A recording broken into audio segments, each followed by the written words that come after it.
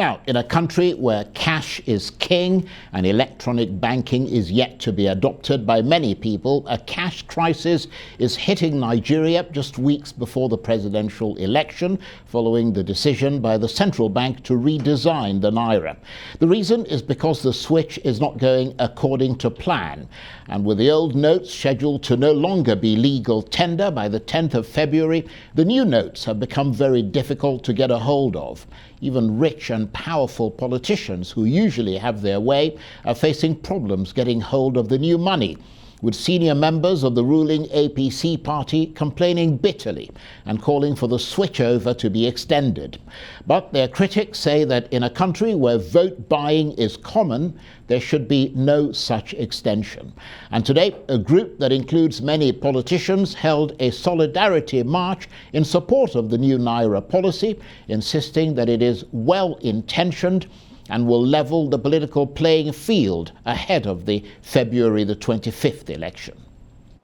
We are also here because we know that central bank has the powers, they have the full autonomy to force the banks in Nigeria to do the right thing so that the suffering can end. We don't want vote buying. We don't want people to suffer. This policy favors fight against terrorism. This policy favors fight against kidnappers. Fight against vote buying. This policy is good. That the Central Bank of Nigeria will see through this policy. Excellent. And I can assure you, now you talked about some of the pains and the difficulties.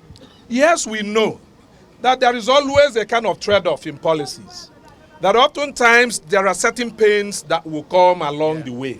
But the Central Bank is doing everything possible to ensure that the new notes permeate and circulate across Nigeria and every part of this country. And that is why the governor ordered all of the directors and the Central Bank of Nigeria to move to the states to ensure that once this thing gets to the banks, that it will eventually get to the Nigerian people. Well, for more on this, I'm joined now in the studio by the Deputy National Campaign Manager of the Obidati Presidential Campaign, Isaac Balami, who's also the Senior Special Advisor on Presidential Campaign Matters, Fundraising and Grassroots Mobilization for the Labour Party Campaign Council. Thank you very much indeed for coming in. Thank you, Uncle Charles. Always good to be with you. And you are, of course, one of those who led this march today to the central bank in support of the bank's new Naira policy. So is it fair to say that... As a pro-Nigerian, yes. Well, yeah, but I was going to ask you, is it fair to say that this is a Labour Party march, even though it was held under the auspices of the pro-Nigeria group? No, it is not. You see, you could see faces of people from PDP, APC, ABGA, they're present. We just felt we should come together and just get this done. Right, so there were members of the APC there as well. Everybody was there. Right. Everybody was there. So what was the point of this march? What is it aiming to achieve, and what has it achieved? Well, we were so surprised. Of course, we are not actually surprised. We're in a country where a lot of desperate politicians that have put us today in this quagmire as a nation are still insisting, having destroyed the country, having caused so much pain and misery in Nigerians, they still want to go on. And even when CBN came up with this policy and the president made it clear that there's no going back, you could see how they are insisting. And Uncle Charles, is so irritating that we had our student at home for months, over 5-6 months. Governors never came together. We had issue with fuel scarcity. They never came together because they have filling stations, they can get fuel for free in the government houses, right?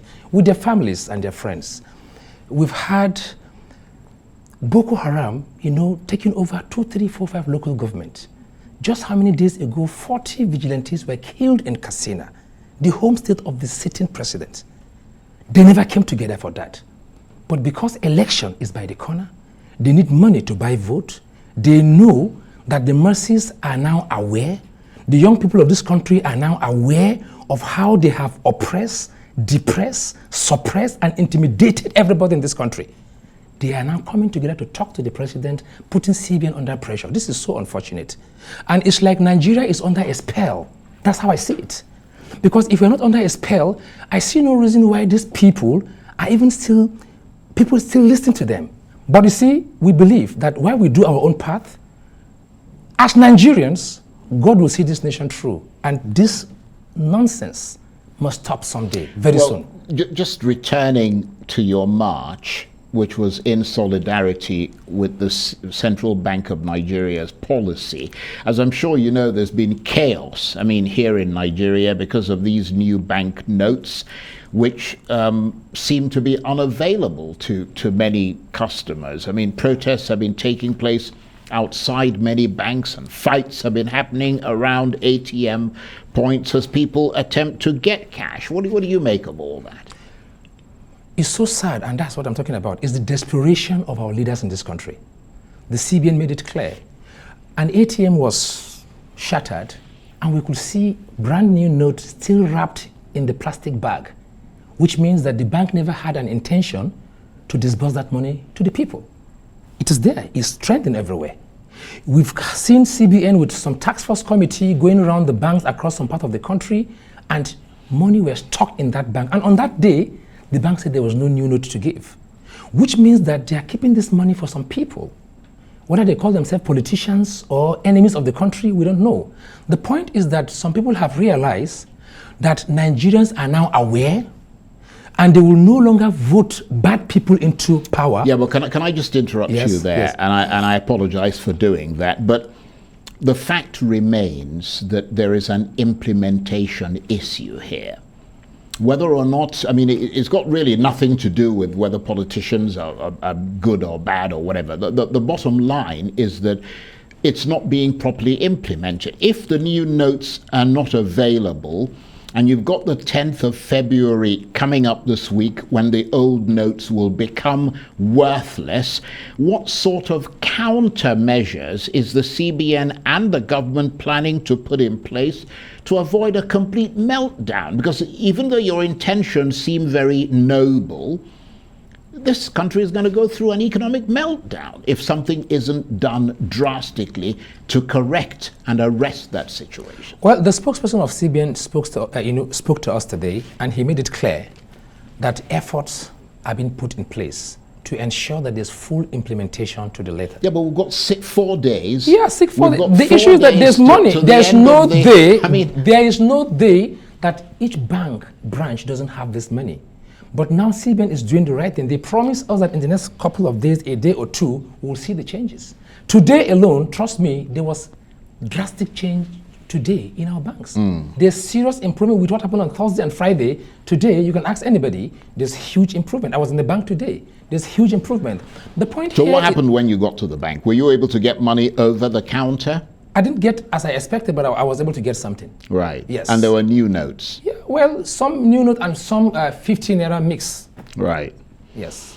And that's the point that you are quite passionate about. Yeah. There is a political element to this, isn't there? Because politicians are said to have amassed large sums of money to buy votes during the election. You were talking about that. We saw you in the video. You talked about that here. So introducing new notes would force the old notes to be returned to the banks. And this would ostensibly deny the politicians the use of these monies, for vote buying. And thus create a level playing field for Which candidates. is what they don't want. We are asking for a level playing field. Right. Yeah, but they don't want that. So, but does that seem to be working as far as you know? Of course, it is going to work because the president has spoken, CBN has actually spoken, and Nigerians now understand. Gone are those days where things just happen. There's more awareness now.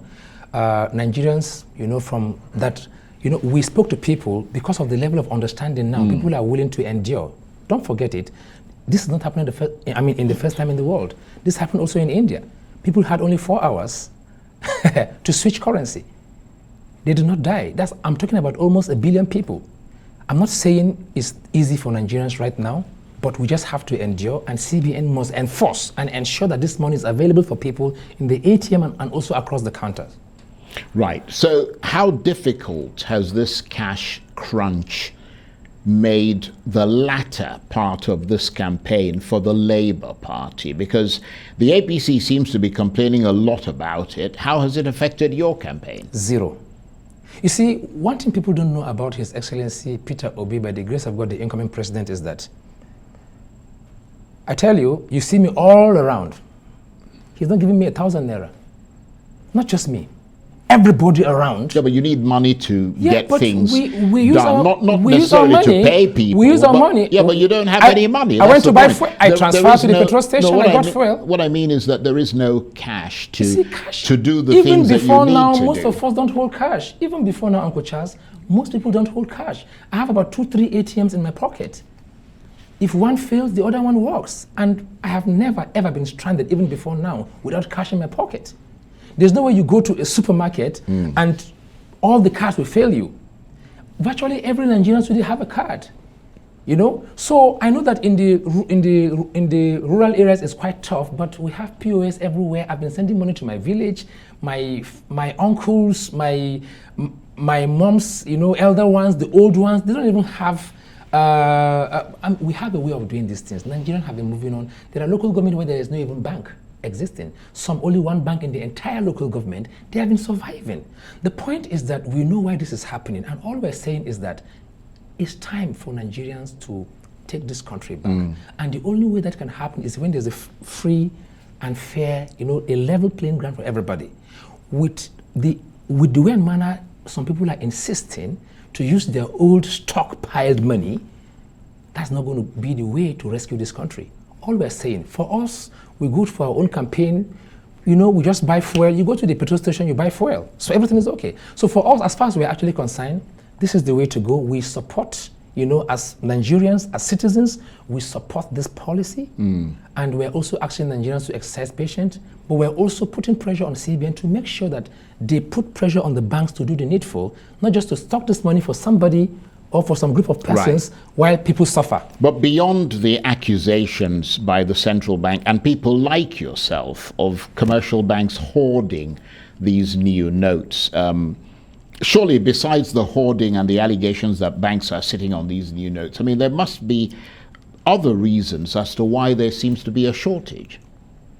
I don't know any other reasons. If a bank, for example, is getting about 30 million naira per branch across the country, and then 25 million out of 30 million is taken away by some group of persons, what do you expect? 5 million is too short. It's too small. They can't even load the ATM enough, not even talk about giving money across the counter. So the point here is that CBN has a lot of work to do, and they must make sure they do the needful to ease the pains on Nigerians. Right. I don't know if you've heard, but Kaduna, Kogi, and Zamfara states have sued the federal government, aiming to stop the full implementation of this Naira redesign policy. What's your reaction to that? What do you expect? Let me tell you this, Uncle Charles. Unfortunately, I don't want to mention names. A lot of people came into power, they became governors, they became ministers because of Buhari. When Buhari became president, during the governorship election, there's what we call sack in the north. Somebody who can't even win House of Assembly or House of Reps became a governor. And they became so arrogant and so pompous, and they think they've actually arrived. Now reality has dawned on them. Buhari is going. If we have it on record that Buhari used to go to every polls with about 10 million votes, now he's going away, and that vote is not going to anybody's pocket, right? So you have to earn it. And then there's more awareness, there's social media all over the country, all over, you know, so there's more awareness, and they are afraid. They can't imagine that this is going to happen at this 11th hour. Yeah, but aren't you concerned that they're going to court? Because if they win, it means everything you're talking about is out the window. It is them versus Nigeria. We see how the judgment goes.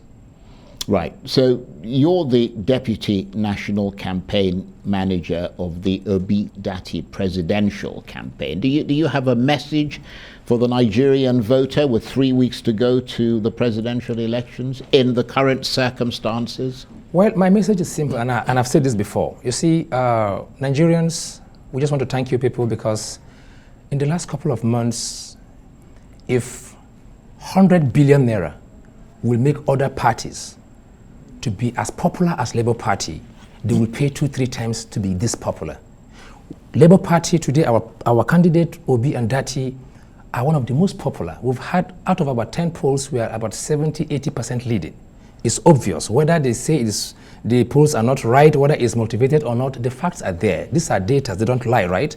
All we're saying is that training is actually ongoing. Please participate. ensure that on the day of election, don't just cast your vote and leave. Remain there, they should count the vote, it should be uploaded on the beavers. In fact, if the INEC agent says that the beaver's battery is dead, bring generator from your house and charge it for him or her. We have to make this happen because I see this as the last opportunity to rescue this country from the hands of people that don't have love for this country, not even for their own children. Because what is happening today in this country is a total mess. And there's need for us to allow Obi and Dati to come in and rescue this country. That can only happen if you go out there and vote. They're trying to intimidate us now. There's so many crises, killings happening here and there. It's all strategy to intimidate, people that want to go out and vote on that day. We will resist, we will not be afraid, and we will make sure that our vote count on that day, and by the grace of God, Obi and Dati will emerge as the new leaders of this country come 25th of this month. Okay, Isaac, I want to thank you very much indeed for coming in. And Isaac Balami is the Deputy National Campaign Manager of the Obi Dati presidential campaign. He's also the Senior Special Advisor on Presidential Campaign Matters, Fundraising and Grassroots Mobilization for the Labour Party Campaign Council. Thank you ever so much. Thank you, sir.